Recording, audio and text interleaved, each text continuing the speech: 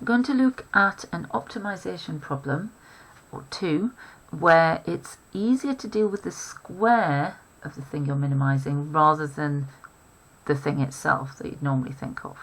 And it's fine to do that. Okay, so from exercise 14C in the textbook, this is question 13. So we're told that the sum of the squares of two positive numbers is A.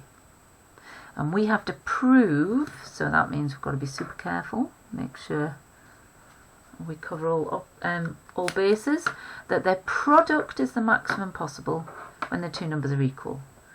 So the thing that we're maximising is their product. We want the maximum possible product, or the product is the maximum possible in this situation.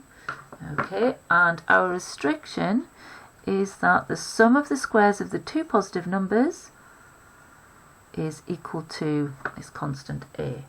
Alright, so we have got two positive numbers, okay, and the thing we want to maximise is their product. Okay, so x, y. Now we've got two variables. We're going to use our constraint to get the relationship between the two variables. So we know that x squared plus y squared has to equal some constant A. We can rearrange that to get one variable in terms of the other. Okay, now we know that x and y are both positive, so we know that will be the positive square root. And now we can pop that into the thing that we want to maximise. So that's x times root A minus x squared. Okay, and now we get a bit stuck, because to maximise that we'd have to differentiate this thing where we've got a product of x and the square root of something with two terms in. So we can't expand that out, we can't split that up, it doesn't work. However, if we square both sides, then we're happy, because we can expand those brackets now. So we've got a x squared minus x to the power 4, and we know how to differentiate that. And that's fine, because if we differentiate and set equal to 0, we're going to get the same solution as if we did the same to the original quantity p. So we've got p squared is ax squared minus x to the 4. We simply differentiate that with respect to our variable. So we've got 2ax minus 4x cubed. We set it equal to 0, and then we solve that. So we can take 2x out. Okay, this will give us that x will be 0, but we know that x is a positive quantity, so we reject x is 0. That doesn't work. So instead, we've got a is 2x squared. So x squared is a over 2, which will give us that x is the square root of a over 2. Right, now we have to prove that the product is the maximum possible when the two numbers are equal. So we'd have to show that y is also the square root of a over 2, which would mean y squared will be a over 2 itself.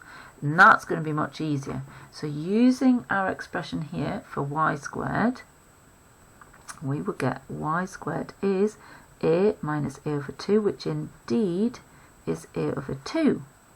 Okay, so y squared is x squared, which means that y is equal to x, because we know they're both positive, so we take positive square roots of everything. Okay, right, so we've proved that the two numbers are equal, but we haven't proved that the product is the maximum possible, just that we've got either a minimum or a maximum. So we also need to do our second derivative. And so we want to check that the second derivative is less than 0. Okay, so let's find out our second derivative. Okay, we differentiate here, so we get 2a minus 12x squared, and we want to evaluate that where x squared is a over 2.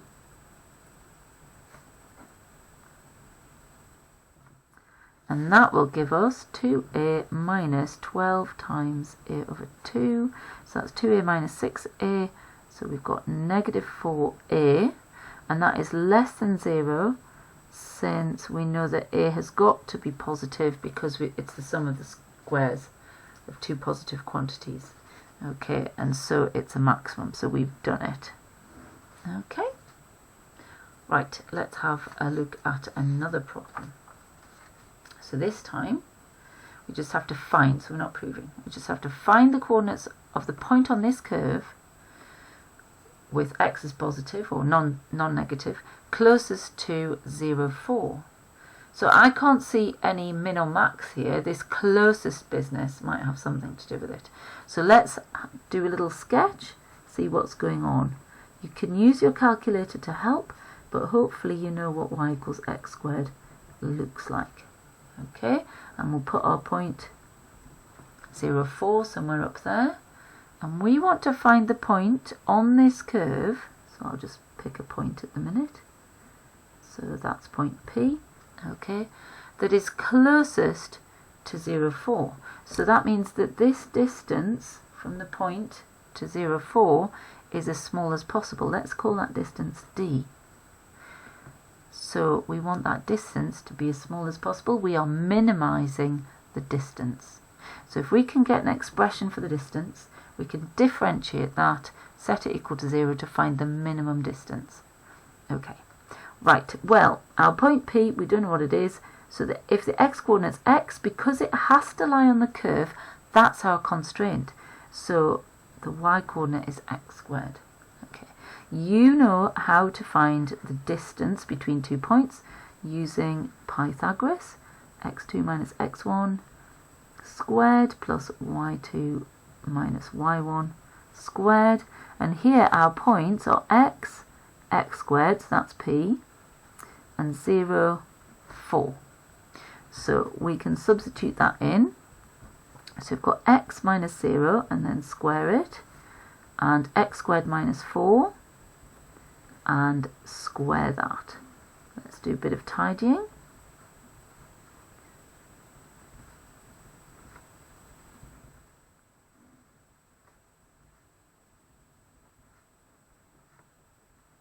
Right, now, if we want to minimize this distance, we have to differentiate this massive lump in the square root. We can't separate out those terms because it's inside the square root, and so you don't yet have the techniques for differentiating that. So instead, we just work with the square of the distance. So the distance is going to be minimized when the square of the distance is minimized, and that should make sense. Okay, so let's differentiate that with respect to our variable. Oh, I've missed off a squared there, haven't I? There we go. That's better. Okay, so we've got minus 14x. We minimize when we've got this equal to 0. We can take out the factor of 2x. So we're solving, so we'd have x is 0, but actually, and that will give us y is 0 as well, or from this one here we get x squared is going to be 7 over 2, which would mean x would be the square root of 7 over 2, and y would be the square of that, which is 7 over 2. So we have two options for our closest point, either 0, 0, or root 7 over 2, 7 over 2. So we need to decide between them which one gives us our minimum. We could do a little sketch of this expression and see, or we can find the second derivative. So let's check the second derivative. So if we work out the second derivative in general is going to be 12x squared minus 14. Okay, so let's look at 0, 0. The second derivative is equal to negative 14, which is less than 0, so that gives us maximum distance. Okay, and now if we try the other one, okay, I've only taken the positive root here, by the way, because we know that x has to be greater than or equal to 0. So let's pop in our positive one. So at root 7 over 2, 7 over 2, then the second derivative is going to be 12 times 7 over 2, take away 14. So that would be 6 times 7, 42, take away 14. Oh dear, my brain's slowing down. I'm going to work that out. 28, which is definitely positive. So we've got the minimum distance. So the closest point, okay, is our root 7 over 2, 7 over 2. Okay, so that was using an optimization method. There's a totally different method we could look at instead. Right then, so here's the graph and here's the point. We're going to get the shortest distance from this point to the curve where we have a perpendicular to that curve. Okay, do you remember loci in GCSE? It's kind of related to that, so let's just, okay, that's kind of approximately 90 degrees.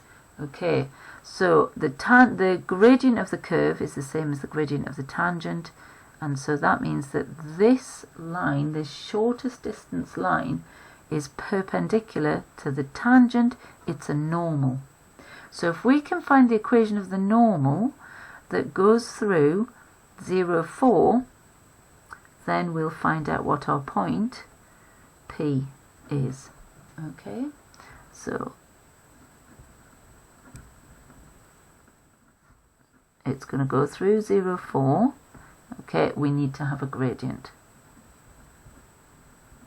So the original curve is y is x squared, so that means that our gradient of the tangent is 2x. Okay, so which means that the gradient of the normal is going to be minus 1 over 2x, the negative reciprocal. Right, let's use y minus y1 equals mx minus x1. Now this has to pass through 0, 4, and it needs to have this gradient here. So we've got y minus 4 is equal to negative 1 over 2x, x minus 0. So obviously this is just x. These x's are going to cancel. So I get y minus 4 is minus a half. And then that gives me that y is going to be 7 over 2, which is great news. And that tells me that x is going to be the square root of that, because this is the same as x squared. We know that x is positive. Okay, and that gives us the same answer as before, but somewhat quicker. But you just have to know what's going on with the normals. Okay.